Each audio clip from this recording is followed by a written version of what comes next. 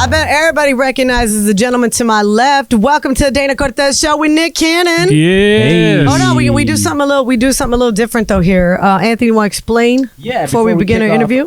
Any interview, we do like a little pre-show ritual to kind of break the ice.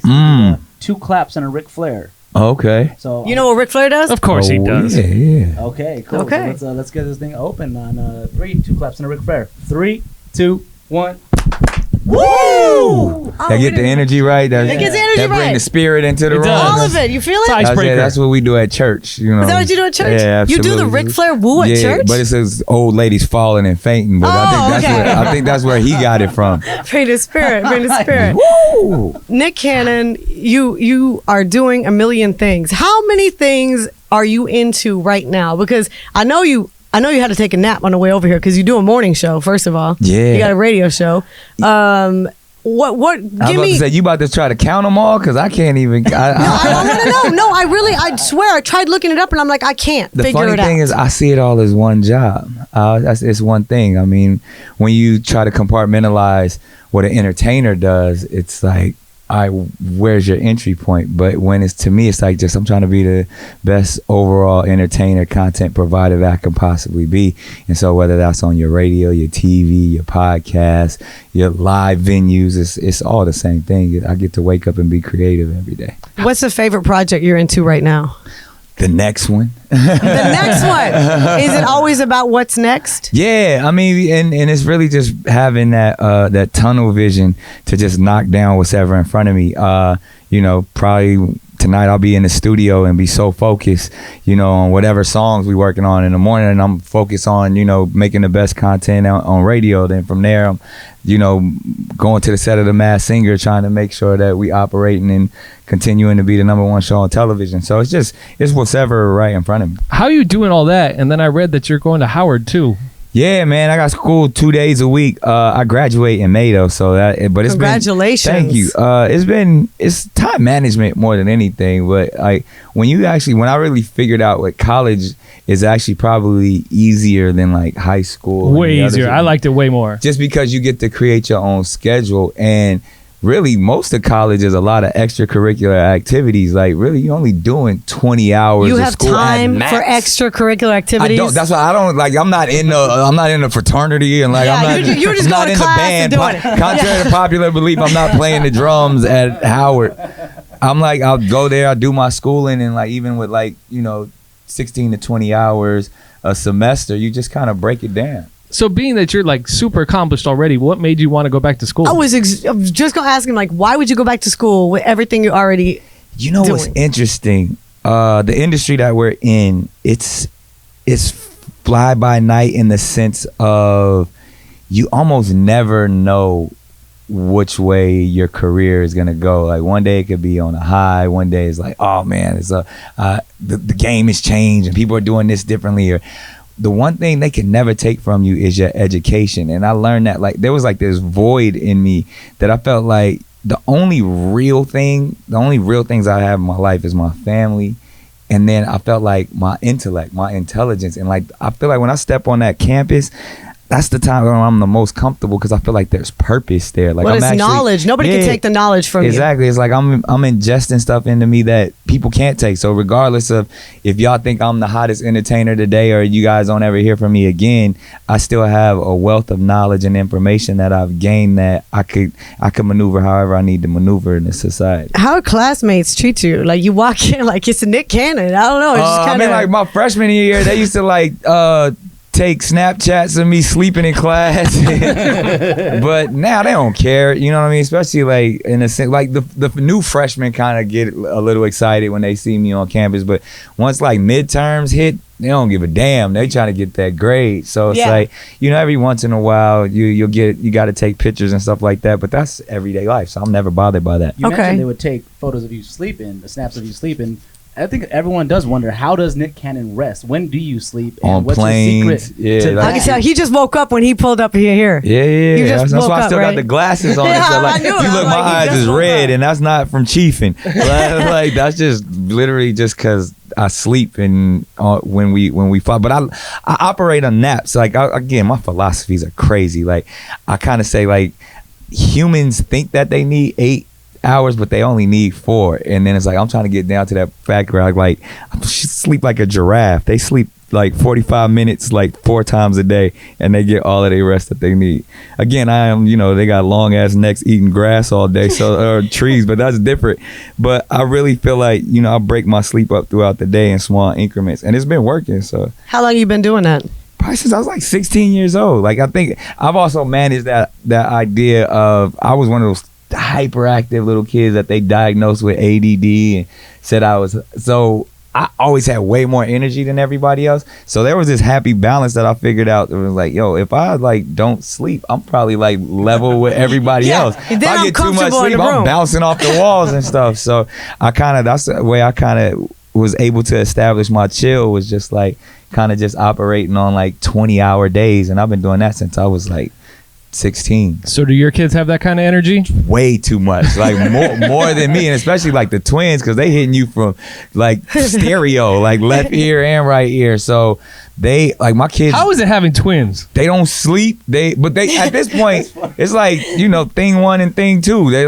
They all over the place, but they keep each other company now. They're like best friends. So when they were like 2 and 3, that was the problem. When they got I can't even imagine. Yeah, when they got to like 4 and 5, they how do you guys work that out? Because obviously everybody, if you don't know, if you've been living under a rock for the last decade. Nick Cannon was married to Mariah Carey. Obviously they have a very great mutual co-parenting plan going on. How do you guys make that work between both of your busy schedules? People always ask me that, but I think the majority of people who are in what they call co-parenting situations do it very well. I think we hear about the salacious, over the top ones just in the media a lot of times, that not making it work. But the majority of people I know, that it's all about unconditional love for your children. When you put your kids first, and stop being selfish, you gonna make it work regardless. So you think it's selfish if people don't put those kids first in their relationship? When they make it about them, it's usually one of the parents are more, still whether it's a money thing or a time thing, opposed to like, yo, what's best for the children? This is different for you guys. You're not meeting up on the Walmart parking lot on Sunday nights to exchange kids. Nah, definitely not that. That'd be strange. Hey, it's Nick Cannon and Mariah Carey over here. In Walmart, randomly. Yeah, just shout out to the moms who do that exchange. Yeah, there's a lot of them. Yeah, and the dads who do it as well. You know what I mean? The moms alone.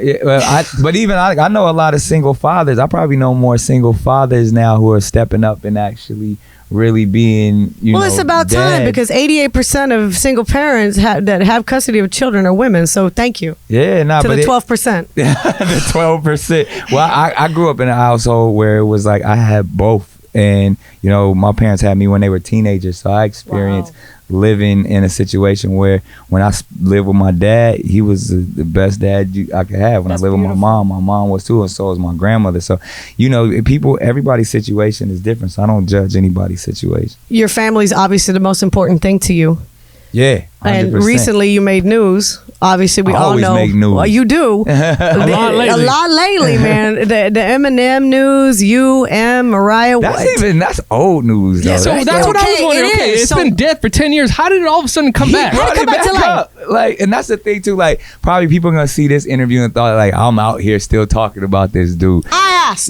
Yes, you brought. And I asked. How can I not ask? He reignited it again, probably because he knew he had an album coming out or whatever it was. But like this, for whatever reason, like they had whatever they had 20 years ago. Then 10 years later, he brought it up again, and that's when we were married. And he said some very disrespectful things, and just based off of the merit of my family and my wife, and then even the constructs of what you believe. If someone says something disrespectful about your family, you're not supposed to do something. So I felt like, yo, you talked your talk. Let's figure it out.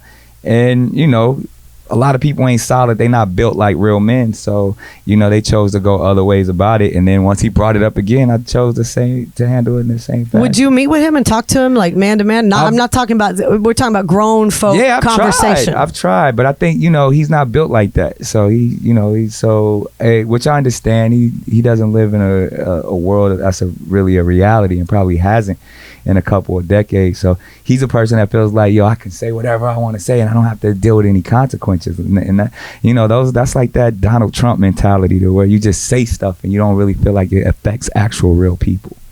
All right, but you would be open to meeting with him and saying, let's let this go. Tried. Water I went under the bridge. I went. How do you look What do you for mean you went Eminem? looking? Like, How do you explain look that. for Eminem? You go. I know all. Go to Michigan? All of his. Yeah, I know all his people. You know what I mean. I've talked to everybody that you could talk to, from labels, the managers, and at that time we had a mutual. Like I was managed by Chris Lighty, God rest his soul, who also managed 50 Cent, a bunch of people. So it was real. Team, yeah. So I was like, yo, what we need to do, and there was some apologies behind the scenes, and it's just entertainment. I was like, nah, that's like, you can't apologize to me in quiet, but then act tough, in the media. Like, we really got to deal with this. Do you think it's all entertainment based, or do you think there's, like I said, that's his perspective. You know what I mean? Like, that's not, it can't have beef when you a chicken. You know what I'm saying? Like, and that's coming from a vegetarian. Like, it's like one of those things where, like, what's real. I grew up in situations where what you would call beef is real serious. So I would never think of this as beef, and that's why this time around we made it more, playful, about like coming on Wilding Out and doing those types of things. I thought that's what it was. I swear, I said, this is a Wilding Out promo. That's what I said. I was making it that, even though he chose to, make fun of my family's mental health and all that, because there's nothing funny about that. And he chose to, again, use terms about women that, a specific woman in my life that are really disrespectful, that I don't even care to repeat, and I got a effed up mouth. But it's just like, I'll let all of that slide if you want to do it for entertainment, and then at the same time they still go running. Well, you just talked about the love that you have for your children, you and Mariah. What kind of advice? Because there are young people that have kids that don't, unfortunately, raise their children happily together. There's drama involved with the man, a woman. They're fighting still about things that don't matter. What kind of advice would you offer to them, since you experienced that yourself as a child, and as a parent, you're co-parenting in a very positive way? Understand how to be selfless. Understand how to protect your energy and protect your family's energy at all times. And when you put your children first and don't put yourself first, and really understanding the institution of what parenthood is supposed to be about, you'll be fine. And again, that all goes back to education, and understand not like school education, but just really the know-how, the wherewithal, the wisdom that comes with being a family and being in that structure of a household. And how some people don't have that example, though. Like, if you don't have it, sometimes it's very difficult to understand it or even try to. Yeah, and that's an institutional issue. You know what I mean? Because we all come from communities of tradition.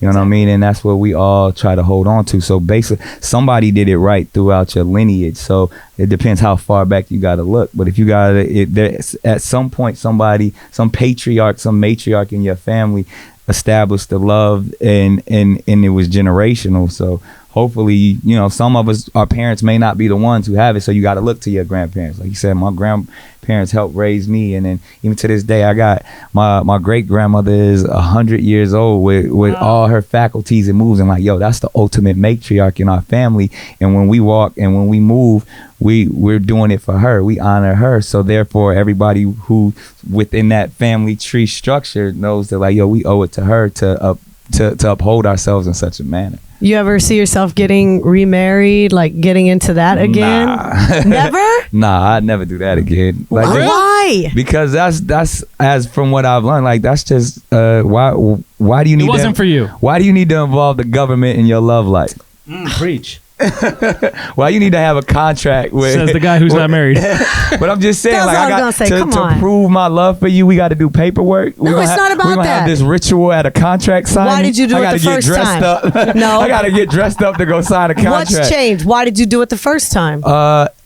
Interestingly enough, Mariah and I share very similar views, and she had been in situations in the past where we were like, yo, if we gonna do this, we gonna have fun with it, and we're not trying to do it for others and for what society believes. We're gonna do it because we want to do it. And when we did it, we had ceremonies every year, and it was love ceremonies that we practiced, and it was more about us just having a good time, opposed to like, yo, look at us, we're married, and look at the size of our rings, and hey, come you know, hey, we're this perfect married couple. It's like, nah, we best friends that want to build something together, and it'd be great to be able to have some children and do it for as long as it lasts. And that's, I think, why we're able to coexist. So now. why do you think it didn't last then? What happened? I mean, it's one of those things where when you sit back and you approach it for what's best for your children and what's best for your lifestyles, and where we could, again, coexist, and I have no disdain or I could tell you have a lot of love for her. You can hear like it. Yeah. I love her just as much today as I did the first day we met. So it's that sense of where I don't have conflict with people, and I'd rather, before we get to that space, like, let's amicably just kind of fall back and do it the best way you could possibly do it. I like that, but I still think one day you're gonna get married when you meet the right one. Why? Who would that right one be? I don't know. Describe this type. I don't know. Describe you're this a fun type dude. of person that you're I a would fun be. dude. I think you want a partner. You're not looking I'm because good. No, I'm not talking I about like a partner. playing solitaire. I don't need no partners. Hell yeah. I can entertain myself. This guy He's here pretty crying busy. about it. Yeah, he's a pretty busy guy. I get it, but you need even someone who that can has keep nothing up. to do with a guy. I feel like I believe in love. Love is an amazing thing. Who you dating now? What is dating? What does Just that like, mean? who are you hanging out Are you with? getting a law degree? That's what I'm saying. Every time I got an answer, he got a question. He got a do question. what you do. This ain't new to me. I know it's not. There's got to be somebody you're hanging out with. I hang with several people. Is one So more this is why I special asked than you- the other? Why would I do that? Do you have a lot of friends, right? Like people. No, I'm not a friendly person. But I'm just saying, like, we all have friends. Would you Yes. have to choose? Like, what if there was a law that said you were only allowed to have one friend for the rest of your life? Bro, like, I got friends that I So grew what you're up with saying when is I you was believe in polygamy. No, because that's a rule too. To define me is to confine me. So I'd rather be able to hang out with this person. Everybody who's everything. seeing you right now does not feel special. Why should everybody that knows me in my life definitely know that they're special to me? Okay. All my friends, All right, I'm I just got saying. brothers, I got siblings. It's like I got- Facebook. If it doesn't say in a relationship is not special, you're not making her feel special right now. Yeah, but like Facebook, in that sense, that's the thing. That's people want to join and They be. do. They want to be a part of something. Yes. I'm a free spirit. And he's a busy man. The fact that he's giving her his time, those 24 hours is something he can't ever get back. Talk so your the fact talk. that you're giving her that time guy, to make you feel he special. he How many jobs you understand. got? More than we can count. And he's gonna give you what? He And couldn't even answer. Again, I don't want to be. I hate disappointing people, and to me, like, even when it goes back to like my health and stuff, like a relationship resembles stress in my life. So, in order for me to be able to operate this lifestyle and be as healthy as I possibly can, I can't have anything tied. That's me another down. job. Exactly. So why would I want that? Like, I don't need that. I got to be the best father I can be first and foremost. So if I get in a relationship, that means that relationship has to take precedent over me being a father, and can't nothing take precedent over that. I do like that because That was a good answer. We need a lot of good fathers. That was really good. Now all the women really want you. Something you do want to do, and something I love seeing you do. Masked Singer. Oh, yeah, that's a good I I time. just saw my first episode. I'm not. After the Super Bowl. Now he's like Yeah, addicted. I was Addicted. that was set up and designed that way because people didn't, like, obviously we've been the number one show on television for a few seasons, but still a lot of people hadn't seen I it. hadn't So seen they it, were yeah. like, On the Wayne yo, Brady this season. is crazy. Like, well, the production, the way you guys shoot it, it's Yeah. like you guys. It's a good Who's job. been your favorite guest so far on that? I mean, there's been so many people, incredible people. yeah. Who could you say really where you were like, that was amazing? I mean, one of the most recent ones, Lil Wayne, probably. That was, And it was interesting because Nobody thought it was Wayne. Everybody Everybody thought thought it was if like you a- know Wayne, like knowing Wayne personally, like Wayne he moves kind of like a true artist. He doesn't pay attention to what's going on in Nothing. the world. I saw the Drink and Champs he does only what he wants to do, you know. And when he told me that he was a fan of the show, I was like, what? Like, that's crazy. And then there was conversation of him actually doing it, and like, to me as a producer, I try to stay out of it because I want to play the game too. I don't want to know who's what and who's going. right. So I was So like, you don't know who's coming out? no, not at all. Wow, that's even better. Yeah, so because I like to play along. So once I knew, I was like, he told me in the first season that he rocked with the show. So I was like, well, hey, maybe one day if you would ever do it. I didn't think he would actually do it. And then when we finally took the robot head off, I was like, he actually, you know what I mean? Like it was a surprise to me, but I knew it was going to be a surprise to the world because you've hosted many things. What's your favorite thing about hosting? You know, it's crazy. I don't like hosting. I actually hate hosting. Why is that? Well, you got a lot of jobs doing it. You got a morning show hosting radio. Well, see, radio's a different beast than what a host does. Scripted. Yeah, and like to me, the beauty of radio is an intimate forum where we could talk about real things. We could be real. We could be vulnerable. It's the most intimate form of entertainment that there is. I agree. Hosting, you just really standing there reading a teleprompter. Yeah. If you could read well, you could be a pretty good host. You know, we've seen many people do it. So that's why it does. I'm an artist. I'm a creative at nature. So when I get a job to stand there and read a teleprompter, you're grateful for it. Yeah, you're like, it's I'll cool. do it. I love it, you know, because again, it allows me to do other things in the creative space. And even like, if you notice, I probably won't host something if I don't produce it. So, and I learned that on, various shows. So to answer your question, it's probably like, I'll host anything that's mine. You know, if I'm a producer, if I've created it, I have no problem hosting it. But if it's just like another, it's New Year's Eve, it's Christmas morning, like, all right, like give me the teleprompter, I'll read it. But I usually love hosting things that are truly like my events, my parties, my TV shows, my creations. Like obviously Wildin' Out is probably one of how long has Wildin' Out been going on now? I created that in 2004. I can't believe it's been that long. It's a good run. Yeah. And every time I look at VH1, it's always on. Yeah. And at VH1, MTV2, MTV, and I think now they're gonna start airing it on Comedy Central. What's next? You said, you have a daytime TV show coming, right? Yeah, we have a daytime talk show launching this fall, so we'll be on every single day. What is that going to be like? What do you? Again, I think it's one of those things where I get an opportunity to utilize a platform that hasn't seen someone like myself who kind of does multiple things, create a real true central hub. I mean, shouts out to everybody who's excelled at it, and from Ellen to Oprah, but from someone coming from a perspective of intellect and can have intelligent conversations, but also a stand-up comedian, also a musician, also someone who is a television producer. Like I think this will be the first time where it'll be like the central intelligence of Nick Cannon, so it won't seem like, you do a bunch of things. We're like, nah, you do this one thing, and all of that. So is it kind of be like a variety show almost? Nah, I mean, it'd be your typical daily show. It's a talk show. Yeah, it's a talk daytime show. talk show. I got one last. But it'll probably have a lot of variety in it because that's just who I am. For my comedians out there, of the Wildin' Out alum, which comedian post Wildin' Out has made you the most proud from a producer aspect? Like, which comedian have you looked at and been like, man, he took this and made something with it? Man. Or she. That's like getting him to try to name his favorite girlfriend. Yeah, because I'm proud of everybody, man. I mean, again, like you got to go back to the origins when I kind of created this show. It was like in a small comedy club, in the back of a small comedy club,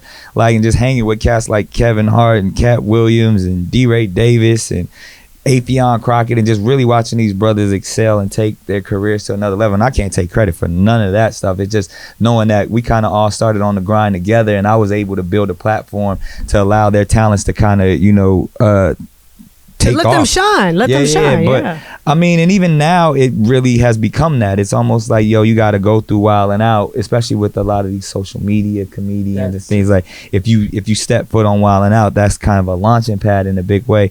But I mean, if I had to pinpoint one person that I just truly proud of, because I watched this person go from like a child to like being a star, it's probably like Pete Davidson, just because I was doing radio in New York, and it was this little kid, like 14, 15 years old, who would call my show every morning and tell me that he was funny and he had jokes. And I used to do a weekly stand-up show, and I told him he could do the open mic, and he came through, and it was actually funny. And I would talk to his mom and tell him he should, once he finished high school, I'd take him on the road with me, and now he's one of the biggest stars off of SNL. I didn't know that story. Yeah, so I would probably say Pete, probably more than anything. Wow, well, we wish Pete well, because we know he's been very open. You talked about mental health. Absolutely. It's nothing to make fun of. We know Pete has been very open, and that's a great thing, because it lets others open up about their issues as well, with no shame. Totally. All right, well,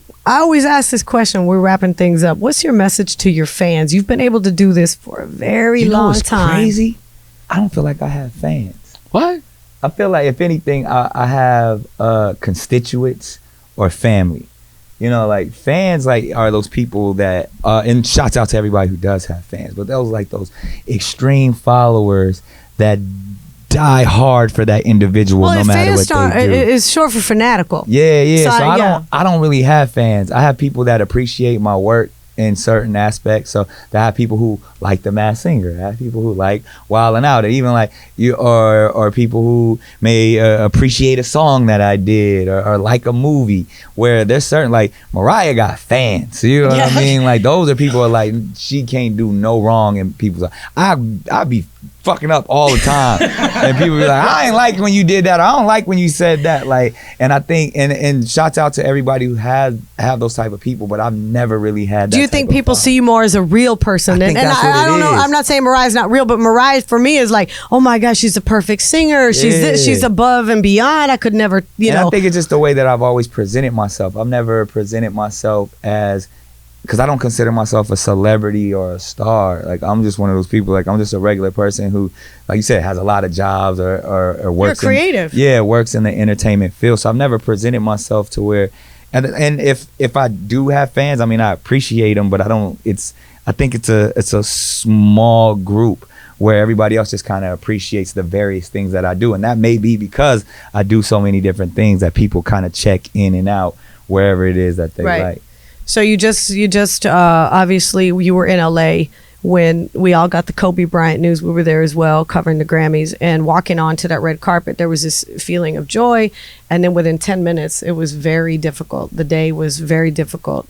Where were you when you found out, and how did you talk about that news the next day? Because you're in LA. Yeah, you know, it's different. Crazy. Like, if you had to know where I actually really was, I was in a prison. I was at a prison with Suge Knight. Okay. And so I was there with Suge, and when you like in a prison, they don't give you, you don't have access to a phone and stuff. So I was kind of there all day. So when I came out and actually got access to my mobile devices and stuff again, I saw everything, and my phone was blowing up, and I just didn't believe it. It took at least an hour or two just for it to like. That's how exactly. We didn't believe it. For me, I was like, nah, it's like, this is a joke. It's a prank. Like, I couldn't, and especially coming from an environment like that into news like that, I was like, wait, hold up, I got to catch my bearings. And then, I legitimately, as soon as I heard, I drove to my grandmother's house and to my mother's house, and kind of like allowed it to kind of sink in there. And then, just like everybody else, mourned it and wished it hadn't happened, and, could only send prayers and positive energy to his family and all the families of the lives that were lost. How did you deliver that news the next day? Because you do have a radio show now in LA, and I think it's considered one of the leaders, especially, that's the core of the radio station we're on, loves Kobe. Man, it was difficult. It was a lot of tears, but we watched the city of LA come together, and the strength that Mamba mentality really just took over, and we made it more of a celebration of Kobe's life than it was about because first getting over that disbelief, but then that next day of like, okay, we have to deal with it. And these families are really going through this. All these families, and it was just nothing but calls of and great stories of how amazing of a person Kobe was, and how much he loved his family. And then it was like we were just celebrating families, and we were celebrating mothers, and understanding what Vanessa has to go through as a mother who lost a husband as well as a child, and still has to continue to be a mother to her other daughters. And so when you start to get to the core of one, humanizing Kobe, because he's a superhero to most of us, and that we feel like we lost a superhero. Like it kind of reminded me of that scene of like the new animated Spider-Man movie when Peter Parker actually died. You saw like the whole Times Square was like going crazy. Nobody believed it. Like it felt like that. Like we lost one of our superheroes. He's mortal. Yes. Yeah, superheroes aren't supposed to die. So then when you were able to humanize the experience, we all lose people. and we've all lost people who are close to us. So then you are able to deal with it in that manner, to where it made you love, share, and embrace the family that you have close to you. And that's kind of what I did when I instantly heard the message. It's like, man, it makes you put everything in a proper perspective and know that we all on a ticking clock, and so you got to get the most out of, I think, when something tragic like that happens, I try to take a lesson from it. Like, I still get emotional thinking about it, especially when you said, as a mother, having to raise her children without her one daughter and then her husband. But you want to take the message of love and be kind to one another. And that's why I hope you and Eminem meet up one day. Have you ever talked to him? Hell no. Thank you. I wish I could. Call me, Em. We'll put you on. I'll hook y'all up. But you can talk to me anytime. We'll go eat I'm a real meatless person. wings. Nick Cannon, Dana Cortez Show. Thank you for stopping by. No doubt. I appreciate it. God bless. God bless you too.